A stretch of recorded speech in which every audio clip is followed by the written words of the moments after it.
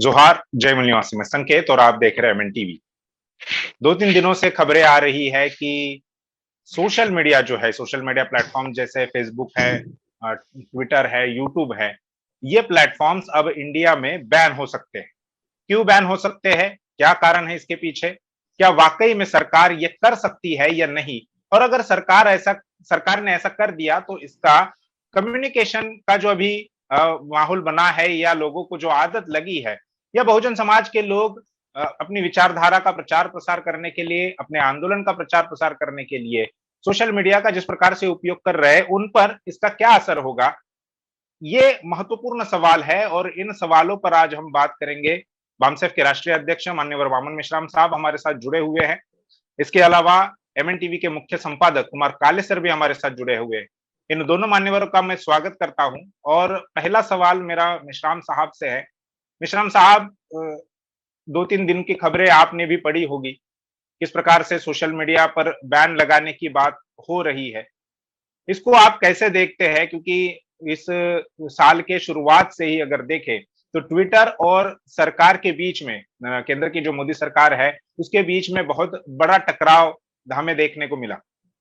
जैसे 26 जनवरी का tractor march था, ट्रैक्टर मार्च होने के बाद या ट्रैक्टर मार्च के दौरान ही वहां पर हिंसा हुई और हिंसा के बाद सरकार ने ट्विटर को ये कहा कि आप कुछ पोस्ट जो है, कुछ अकाउंट्स जो है, उसको डिलीट कर दीजिए।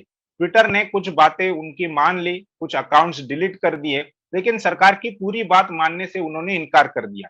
अब ये मामला खड़ा हुआ है कि 26 मई के बाद यानी कल से हो सकता है कि सोशल मीडिया के जो प्लेटफॉर्म्स है वो भारत में बैन हो सकते हैं। इसको आप किस प्रकार से देखते हैं? सबसे पहले तो मैं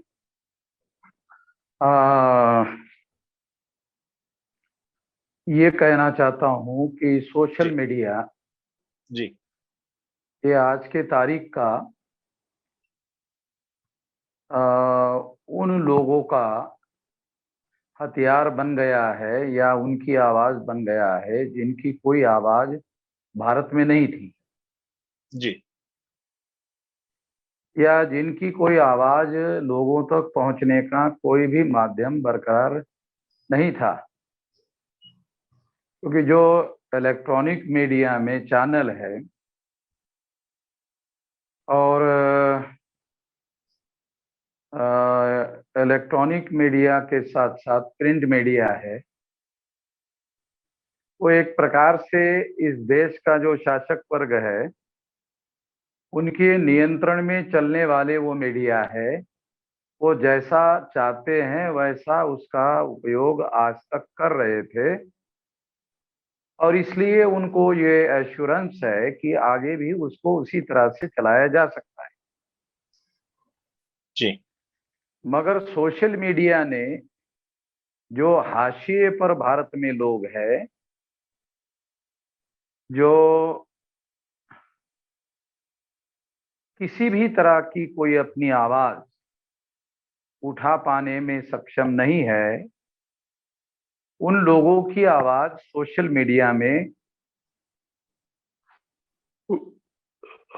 उठती हुई दिखाई दे रही है और बड़े पैमाने पर लोगों तक वो आवाज पहुंच रही है। जी उससे लोगों के अंदर जिन बातों की चर्चा देश में रोक दी गई थी, उन बातों की चर्चा लाखों और करोड़ों लोगों के बीच में होती हुई दिखाई दे रही है। जी ऐसे स्थिति में भारत का जो शासक वर्ग है, जो अंग्रेजों के जाने के बाद भारत का शासक वर्ग आज के तारीख में ब्राह्मण है और जिनकी संख्या देश में 3.5% है, मगर उनका विधायिका पर, कार्यपालिका पर, न्यायपालिका पर और लोकतंत्र का जो चौथा स्तंभ है मीडिया, ये चारों पिलर पर कब्जा हो गया है।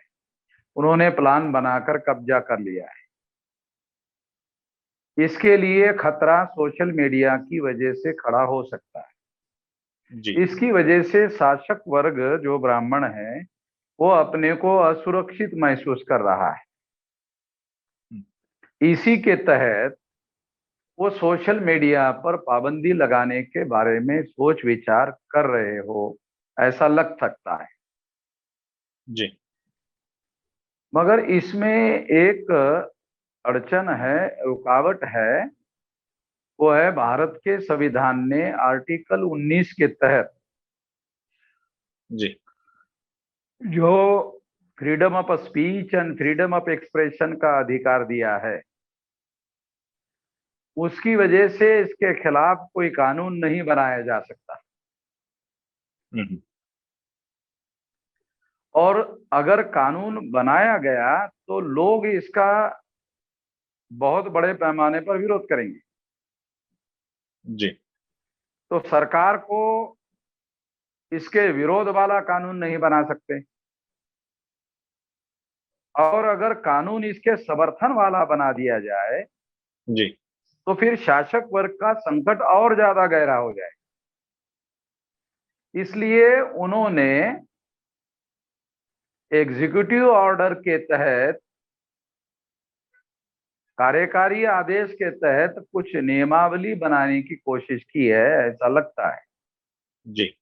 और वो नियमावली सोशल मीडिया की कंपनियां पूरी तरह से स्वीकार करने के लिए और मानने के लिए राजी नहीं है, जी। क्योंकि वो सारी कंपनियां अमेरिका और यूरोप देश की है। जी। और जो अमेरिका और यूरोप देश की कंपनियां हैं, वहां जो freedom of speech and freedom of expression है, वहां सरकार इस तरह की कल्पना भी नहीं कर सकती कि उनके ऊपर किसी प्रकार का पाबंदी लगाया जाए, क्योंकि फिर वहां इस बात को माना नहीं जाएगा। तो इस तरह से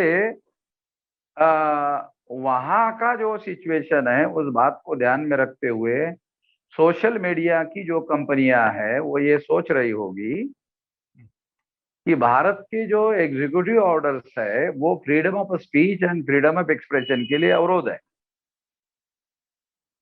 मगर उनको एक बहुत बड़ा मार्केट भी है, वो भी वो छोड़ना नहीं चाहते। जी। इसलिए कुछ बातें वो उनकी एक्सेप्ट करते हैं, सारी बातें एक्सेप्ट करने के लिए तैयार नहीं। जी। ये ओवरऑल सिचुएशन दिख रही है। और ये सिचुएशन है ओवरऑल जो मुझे समझ में आ रहा है। इसके तहत सरकार उनको कह रही है कि आप अपने अधिकारी नियुक्त करो। जी। मतलब सरकार कुछ नहीं करना चाहती है, क्योंकि सरकार कुछ करने की स्थिति में नहीं है। सरकार कंपनियों को ही बोल रही है कि आप अपने अधिकारी नियुक्त करो, और वो अधिकारी स्क्रीनिंग का काम करे, सेंसरशिप का काम करे, जी। और वो उन पर पाबंदी लगाए जो सरकार को पसंद नहीं है।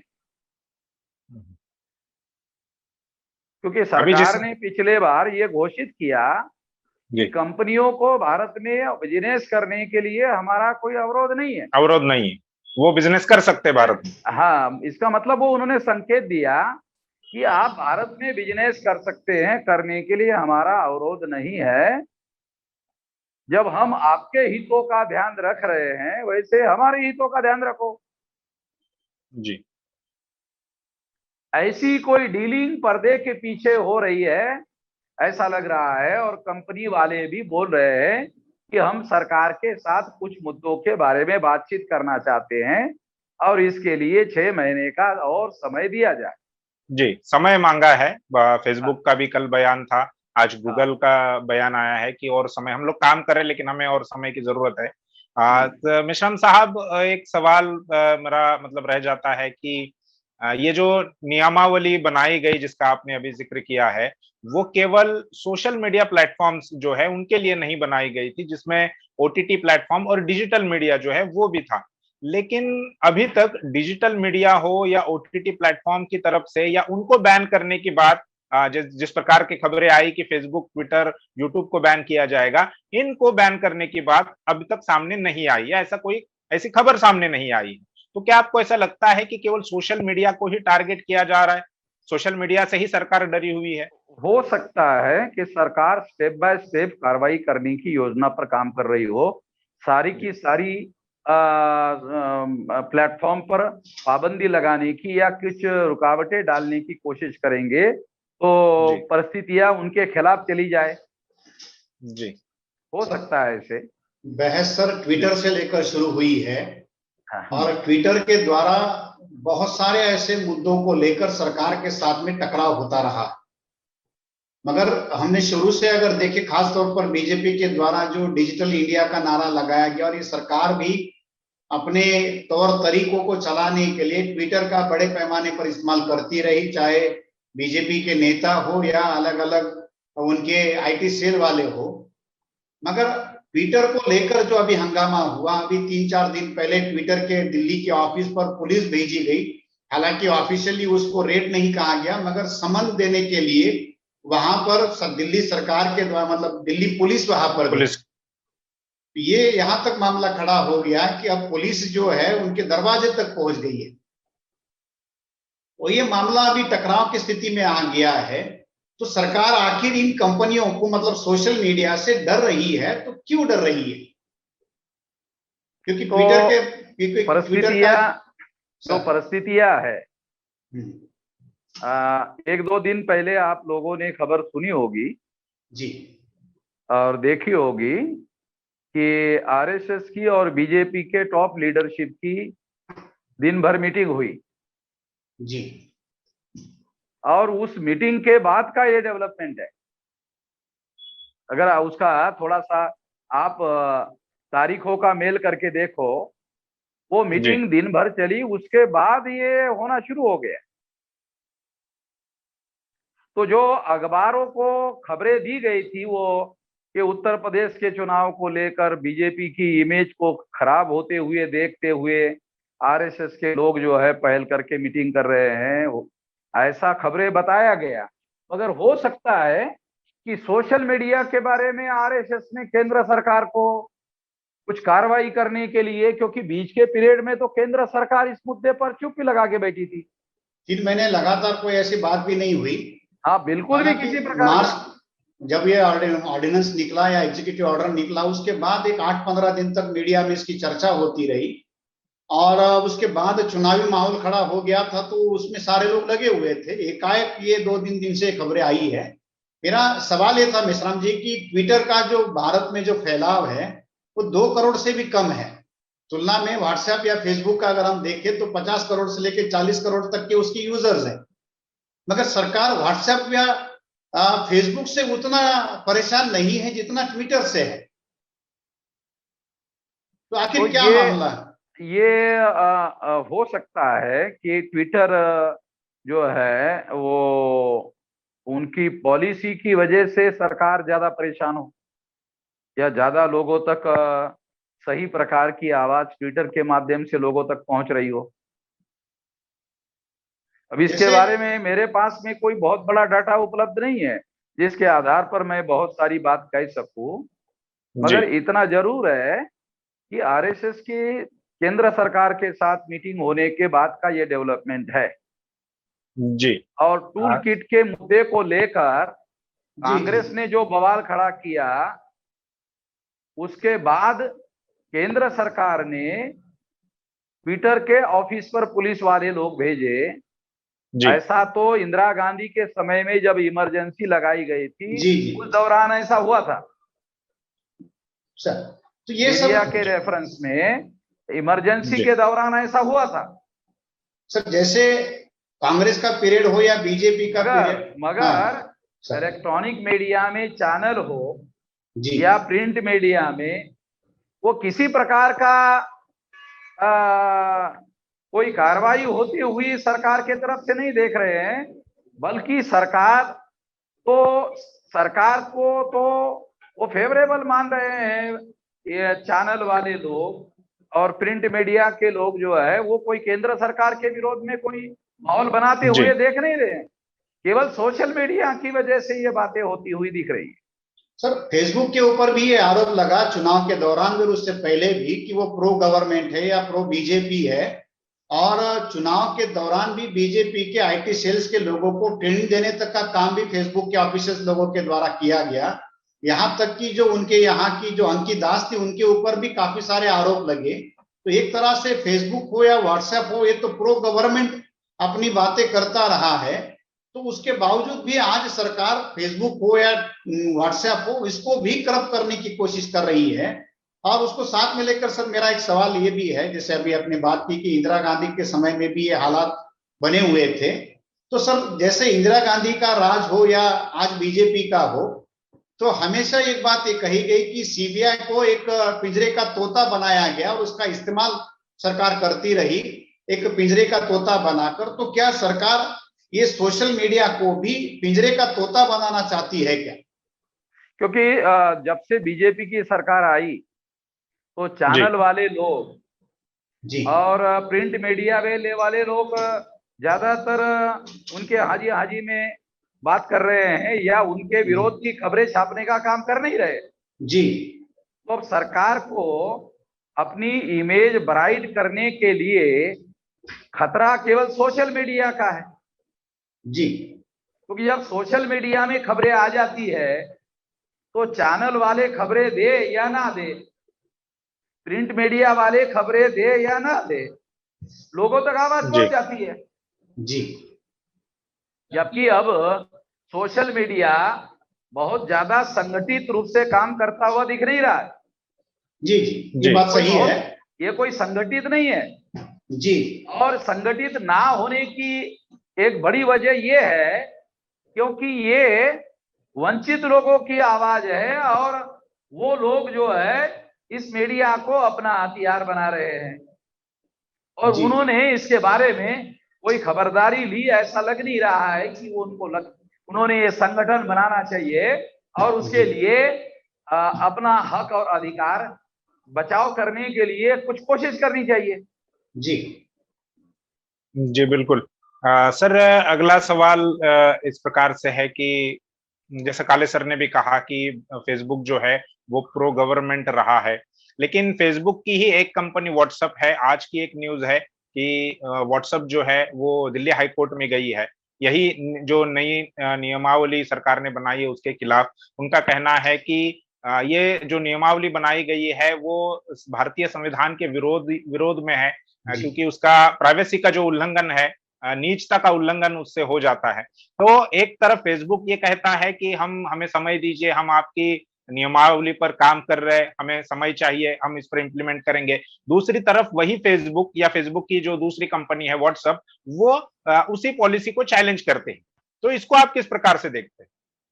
जो बिजनेस करने वाले लोग होते हैं उनको बहुत सारी खबरदारियां लेनी पड़ती है जी, क्योंकि उनको ये खबरदारियां लेनी पड़ती है। उसके तहत फेसबुक हो सकता है उन्होंने दूसरा स्टैंड लिया हो दिखाने के लिए और व्हाट्सएप वालों को हाई कोर्ट में भेज दिया। अगर जब ये नियमावली घोषित की गई थी तभी ये मामला सुप्रीम कोर्ट में गया था। जी sir. Justice Bobde chief justice थे, उन्होंने इस पर हियरिंग ही नहीं किया। जी जी जी, अभी भी मामला पेंडिंग है। तो वही सब सवाल ये बनता है कि अगर मामला सब जुडिस है, कोर्ट में पेंडिंग है और सुप्रीम कोर्ट ने बार बार इस बात को कहा है कि किसी भी तरीके से किसी व्यक्ति की निजता का हनन नहीं होना चाहिए और सरकार इस तरीके से कोई मौलिक अधिकारों का हनन करने वाले कानून नहीं बना सकती, तो सरकार इतनी हड़बड़ी आखिर किस बात को लेकर कर रही है? क्योंकि अभी देखो, अभी मई महीना जून महीने से 6-7 महीने का समय रह गया है उत्तर प्रदेश के चुनाव को लेकर। जी जी। और उत्तर प्रदेश में अगर बीजेपी चुनाव हार जाती है, जैसे कि अपोजिशन पार्टी के लोग प्लान बना रहे हैं, जी जी, सारे लोग इकट्ठा होकर के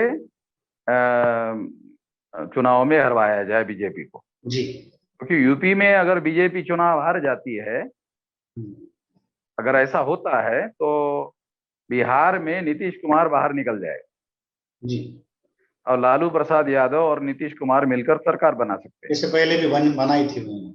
हाँ, ऐसा हो सकता है। तो फिर बिहार और यूपी हाथ से निकल जाने के बाद में महाराष्ट्र तो उनके हाथ से निकल ही गया है। जी सर। ये 3 स्टेट है यूपी के 80 सीटें, 80, हाँ, बिहार की 40 सीटें, 40, महाराष्ट्र की 48 सीटें, तो ये 80 और 80 160 और 8 168 सीटें, 168 सीटें अगर हाथ से चली गई तो फिर तो केंद्र सरकार में बीजेपी की हालत बहुत ज्यादा खराब हो जाएगी। जी जी मध्य प्रदेश में मतलब डिफेक्शन करके, पक्षांतर करके सरकार बनाई हुई है, जी जी तो इसलिए वहां की स्थिति भी बहुत ज्यादा अनुकूल नहीं है। जी राजस्थान में सरकार कांग्रेस की है, जी तो इस तरह से परिस्थितियां केंद्र सरकार के विरोध में चली जाएगी। जी। अभी 5 राज्यों के चुनाव में भी ये देखने को मिला। हाँ हाँ, अभी और भी 7-8 राज्यों के चुनाव है, जी 8-10 राज्यों के चुनाव है 2022 में, 22, मतलब 2 चरणों में 2 बार चुनाव होंगे। जी हाँ, मतलब फर्स्ट क्वार्टर में और सेकंड लास्ट क्वार्टर में। जी तो इससे केंद्र सरकार की जो परिस्थिति है वो लगातार विरोध में जा रही है। जी जी हो सकता है इस बात को ध्यान में रखते हुए इन कंपनियों के साथ कोई डीलिंग करने का प्लानिंग बनाया गया हो, जी और वो भी पर्दे के पीछे दबाव डालकर, भय पैदा करके कि पाबंदी लाई जा सकती है, आपने स्वीकार नहीं किया तो कंपनियां सोच सकती है कि अपना बिजनेस बंद हो जाएगा। मगर उन्होंने जिस तरह से 6 महीने की मांग की कि अभी 6 महीने का समय दिया जाए, तो सरकार ना दे, ये सिचुएशन फिर सरकार के विरोध में चली जाएगी। जी जी। लेकिन तो सर जिस प्रकार से जी परिस्थितियां जो है वो freedom of speech and freedom of expression के संबंध में ही मामला पेचीदा बना हुआ है, और सरकार पर्दे के पीछे कुछ लेन देन करना चाहती है, ऑन द रिकॉर्ड नहीं करना चाहती। दबाव तो सर वो लगातार बना रहे। फेसबुक को भी 40,000 पोस्ट हटाने के लिए कहा गया। ट्विटर को दिल्ली में जो किसान आंदोलन हुआ उसमें से लगभग 1100 पोस्ट को हटाने के लिए कहा, कुछ अकाउंट सस्पेंड करने के लिए कहा। उसमें ज्यादातर जो है वो आंदोलन को चलाने वाले लोग थे, एक्टिविस्ट लोग थे, किसान संगठन के कुछ नेता पत्रकार थे, मानवाधिकार के कार्यकर्ता थे। यहाँ तक देखा गया, जैसे अभी यूपी का आपने जिक्र किया, इस पेंडेमिक के पीरियड में खासतौर पर सेकंड वेव में ऑक्सीजन की किल्लत हो रही थी, लोग ऑक्सीजन से जूझ रहे थे, सिलेंडर्स नहीं मिल पा रहे थे, ऑक्सीजन नहीं मिल पा रहा था। तो अगर किसी ने ट्विटर पर या सोशल मीडिया में ऑक्सीजन की या किसी चीज की जरूरत की मांग अगर की या कहीं किसी कमी की कोई बात कही, तो उसके ऊपर भी सरकार के द्वारा, योगी सरकार के द्वारा सीरियस चार्जेस लगाए गए, यूएपीए तक लगाया गया, कुछ जगह तो एनएसए लगाने तक की बात हुई। तो फिर सरकार जो है इन सारी बातों को किस तरीके से देख रही है? क्या केवल चुनावी मामला है या सरकार की इमेज को जो डिस्ट्रॉय हो रही है उसको बचाने का मामला है, या और कोई तीसरी बात इसमें?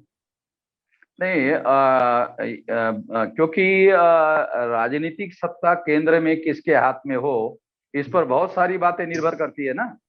जी जी अगर केंद्र की सत्ता उत्तर प्रदेश के थ्रू जाती है जी तो उत्तर प्रदेश का विधानसभा का चुनाव केंद्र सरकार को प्रभावित करेगा। अगर मान लो चुनाव हार जाते हैं, हारने के बाद ऑल अपोजिशन हमलावर हो जाएगा। जी एक बात। दूसरा, जो इमेज बिल्डिंग करने का मामला है जी, उसमें तो प्रिंट मीडिया, इलेक्ट्रॉनिक मीडिया का कोई खतरा है नहीं, केवल सोशल मीडिया का ही खतरा है। इसलिए आरएसएस के साथ जो मीटिंग हुई उसमें यही निर्णय हुए होंगे, ये सोशल मीडिया के ही संबंध में निर्णय हुए होंगे। इसलिए केंद्र सरकार कई महीनों से चुप्पी लगा के बैठी हुई थी, मगर वो एकाएक इसके लिए सक्रिय हो गई, उसमें यही निर्णय हुए होंगे। मगर सर ये सोशल मीडिया, क्योंकि जो इमेज ब्राइट करने की बात है उसका संबंध चुनाव के साथ है, दो अलग अलग बातें नहीं है। जी जी जी जी, इमेज ब्राइट करने का मामला चुनाव के साथ जुड़ा हुआ है, ये दो अलग अलग नहीं है, एक ही मामला है। मगर मिश्राम जी, बंगाल के चुनाव हो या किसी भी राज्य का चुनाव हो, तो यही सोशल मीडिया बीजेपी को साधारण वोटर तक लेकर जाने के लिए सबसे ताकतवर हथियार है।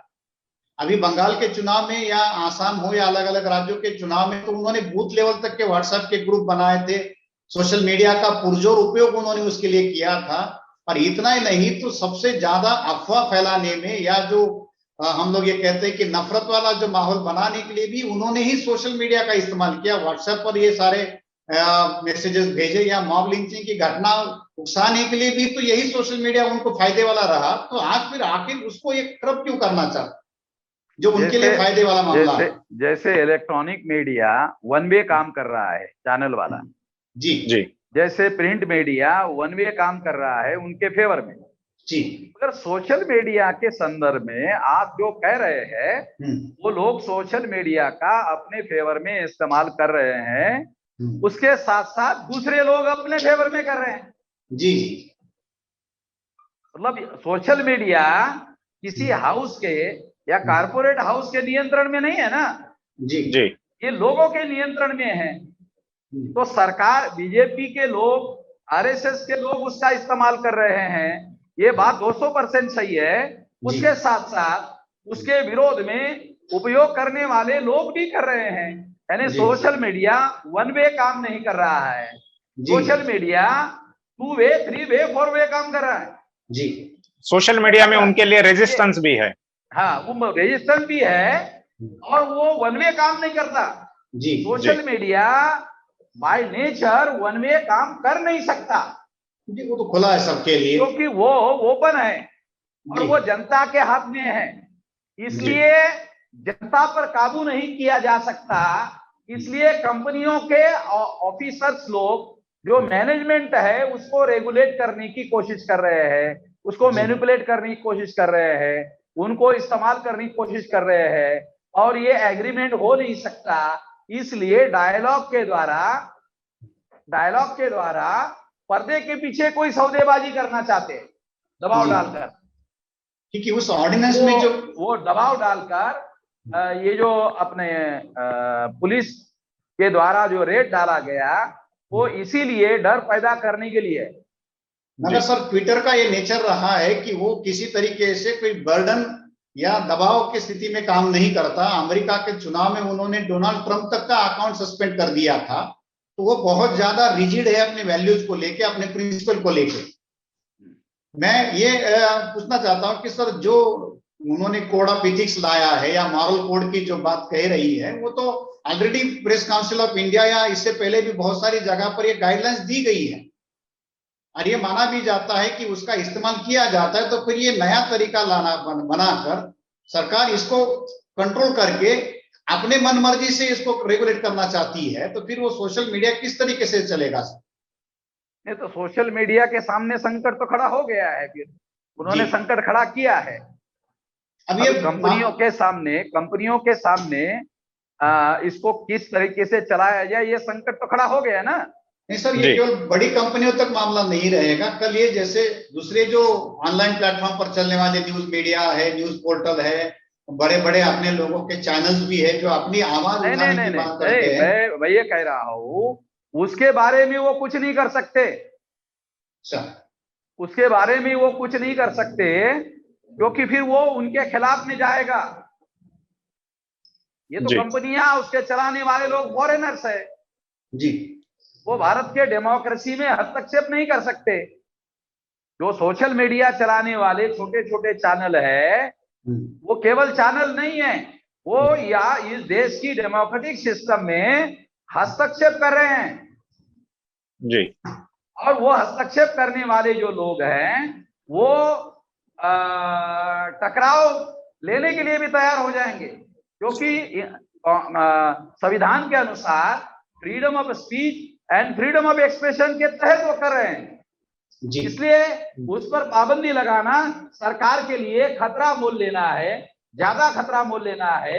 इसलिए उन्होंने जो तरीका अपनाया वो कंपनियों को टारगेट कर रहे हैं।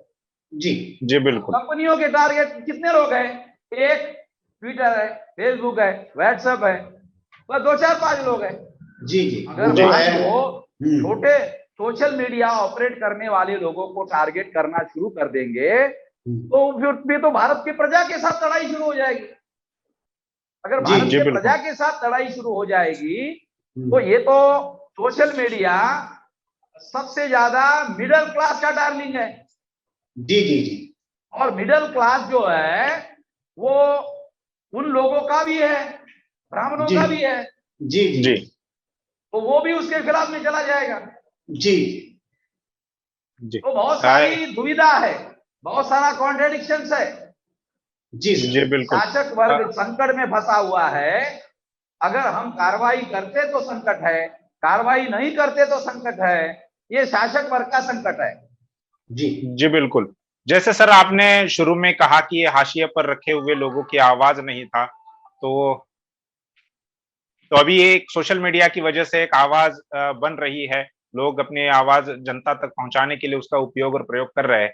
लेकिन अगर बड़ी कंपनियों को जिनका इस्तेमाल हो रहा है, जो फेसबुक हो, ट्विटर हो, यूट्यूब हो, अगर उन बड़ी कंपनियों को ही सरकार ने अगर अपने फायदे में या अपने पॉलिसी के तहत मनवाना शुरू कर दिया, तो उसका असर बाकी जो छोटे लोग हैं, जैसे हम चैनल चलाते हैं, हमारा एमएनटीवी यूट्यूब पर है, अगर गूगल को उन्होंने मैनेज कर लिया तो फिर यूट्यूब पर भी हम पर भी उसका असर होगा। ये भी एक बात है। तो ऐसे में बहुजन समाज की जो आवाज बुलंद होनी चाहिए, इसके लिए सोशल मीडिया बचाना जरूरी है। तो इसको लेकर ये कैसे बचाया जा सकता है, या इसको कैसे बढ़ाया जा सकता है? जैसा आपने कहा कि ये ऑर्गेनाइज नहीं है, तो किस प्रकार से इसको लेकर काम करना चाहिए? दो बातें, पहली तो दो चार कंपनियों को उसके हाथ मरोड़ लेना, या जी उनको पर्दे के पीछे अपने हिसाब से चलाने का प्लान बनाना, या अपने हिसाब से उनको चलाने की डीलिंग करना, ये चल जी रहा है। जी रहा, जब वो कंपनियों को डील करते हैं और कंपनियां जब स्वीकार करती है बात को, तो हम तो कंपनियों के अधीन काम कर रहे हैं ना। हम जी तो सोशल मीडिया प्लेटफॉर्म का उपयोग कर रहे हैं। जी जी हम लोग जो है, हम व्हाट्सएप का, सोशल मीडिया का, यूट्यूब का उपयोग कर रहे हैं ना। जी जी जब वो कंपनियां ही इस बात को स्वीकार कर लेगी, तो फिर जो छोटे प्लेयर्स है उनके ऊपर तो अपने आप ही असर पाबंदी होगा। आ जाएगी। जी बिल्कुल। मगर इसके लिए सरकार ये कहने के लिए तैयार रहेगी कि हमने तो कुछ नहीं किया आपके लिए, ये जी तो यानी सर। कंपनी वालों ने जी सेल्फ रेगुलेशन किया। वो जी आप अखबार में अगर खबरें पढ़ रही होंगी, जी सरकार उनको सेल्फ रेगुलेशन के लिए बोल जी रही जी है, जी मगर सेल्फ रेगुलेशन कंपनियों को करने नहीं दे रही है। सरकार खुद ही बना कर दे रही है। हाँ हाँ, ये दो बातों का फर्क समझो। जी जी जो प्रिंट मीडिया है, इलेक्ट्रॉनिक मीडिया है, उनको तो सरकार ने कहा आप अपना सेल्फ रेगुलेशन करो, जी जी तो उन्होंने खुद ही सेल्फ रेगुलेशन किया। किया है। मगर यहां पर क्या है, सोशल मीडिया के लिए वो कह रहे हैं कि आप सेल्फ रेगुलेट करो, मगर वो रेगुलेशन हम जैसा बताते हैं वैसा करो। वैसा करो, जी नियमावली हमारी तो होगी। हाँ, दो बातों का फर्क समझ रहे हैं ना। जी दो जी जी बातें अलग अलग है।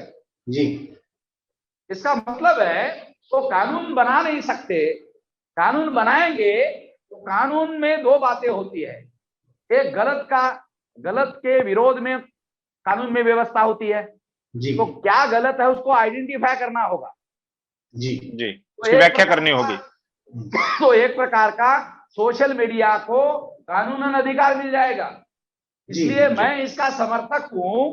मैं पहले से बोल रहा हूं कि सोशल मीडिया को रेगुलेट करने वाला कानून बनाया जाए। जी जी जी इससे सोशल मीडिया को अधिकार मिल जाएगा। जी अपने सरकार बचाव कुछ करने कर के नहीं लिए। पाएगी, जी कुछ जी नहीं कर पाएगी। जी और अगर गलत कानून बनाया तो सरकार को भुगतना होगा। जी तो मीडिया वाले उस बात को स्वीकार नहीं करेंगे, जी जी लोग स्वीकार नहीं करेंगे, क्योंकि कम से कम हर साल 7 राज्यों का चुनाव होता है, 5 साल में लोकसभा का होता है, जी तो सरकार जी को तो लोगों का सामना करना पड़ता है ना। जी जी जी बिल्कुल। प्रतिदिन जाना पड़ेगा लोगों से। सोशल मीडिया मिडिल क्लास का डार्लिंग हो गया, और मिडिल क्लास जिसके विरोध में चला जाता है वो सरकार नहीं बना सकता।